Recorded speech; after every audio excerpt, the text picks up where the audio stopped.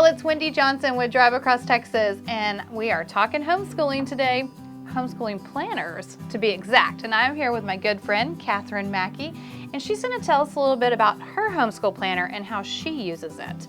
If you know me, you know I'm a planner nut, I love them, and there's lots of different ways to use them. And sometimes they can be very intimidating because you get all this in there and all the check boxes. And so Kathryn has figured out a great way to make it not so intimidating. So tell us a little bit about that and what you do. So this is called the Happy Planner. You can buy it online. I got this at Walmart last year. Now how I started planning was the check boxes. I would write everything out and I would put a little check box if we completed it through the day. Well, halfway through the day or at the end of the day, I felt like such a failure because I wanted to see every single check mark. I wanted to see every box checked off. That's me. And that just wasn't happening. And I thought, we're not getting this. We're not doing enough. We're not doing what we're supposed to be doing. Mm-hmm. Well, it wasn't until I went to an Echo game day, and one of the moms there told me that she just writes down what they accomplished during the day, and it turns out they accomplished quite a bit. And I thought, okay, let's try it. We'll see what we do. So I did, and the first time I did it, I was pretty taken back. I mean, we accomplished quite a bit. So instead of writing out a list and feeling like a failure, I said, here we go. We finished handwriting. We did proper and improper fractions. Like, we did quite a bit today.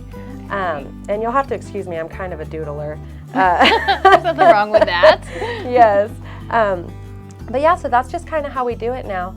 And I like it because I can go back and see a little bit more of a detail of what we did. Instead of just having math checked off, I know that on January the 13th, my son did proper and improper fractions. And we can, if we need to go back in anything, and I can see it. One thing I like is I can see when we did nature and animal studies. I would always plan a science activity or a fun art project, and I felt like I just wasn't getting it into our week. I was trying to do it every day. Yeah. And so I said, all right, we're just going to do it on Friday. And we did a little nature study. And one thing I like is, okay, so here's something. The Dallas Zoo has a great nature exchange program. Yes, they do. If you take something in, like your nature journal or anything like that, you get points that go towards something. So I would write down, all right, we did this today, and next week we'll be able to go to the Dallas Zoo, and you can take your nature journal in and anything that you discovered and get your points for it. And so I think we did actually. Yeah, that next day we'd see, and even this, I'm like, you know what, this was a rough week, but we still did stuff. We did our animal, nature, and conservation studies, and we had 2 field trips in the same week. And there you go. So yeah, that's just kind of how we do it.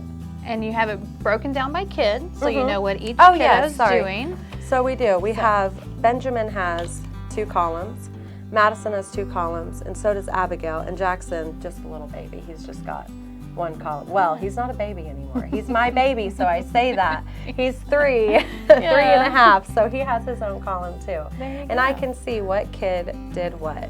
And it makes me feel like, hey, we actually do. We do quite a bit. Lots of accomplishments, whereas sometimes whenever the check boxes don't get checked off, we feel like we're not accomplishing things. So I get that. And it also gives you the opportunity to, if you want to use colored pens. Yes. Make it pretty, sticky notes, highlighters, if you're highlighting certain things. Sticky notes here. Yep, that's helpful because if you're looking and you want to see what have we done for language arts this year, you can easily go back through and be able to see if there's something. I've used this sort of system. I still kind of use it. Sometimes whenever I'm even in my personal planner, I'll write down like, okay, we need to double check on this and make sure. And that way I can go back and I can see if there's certain things that maybe we need to work a little harder on. Kind of makes it easy. So if you're looking for something to, keep track of what you're doing and you don't necessarily want to take the time to put everything down in writing, or it's overwhelming to you, that's not your system. This is a system where you can keep records and keep a planner so that you know what you've worked on and what you're doing without it being so overwhelming.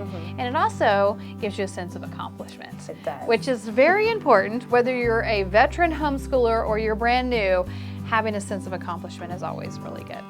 So thank you so much for sharing with us. It's a great thing to be able to see the way that different people do things and be able to accomplish things. So thanks for sharing that with us today. Thanks for having me. Bye, y'all.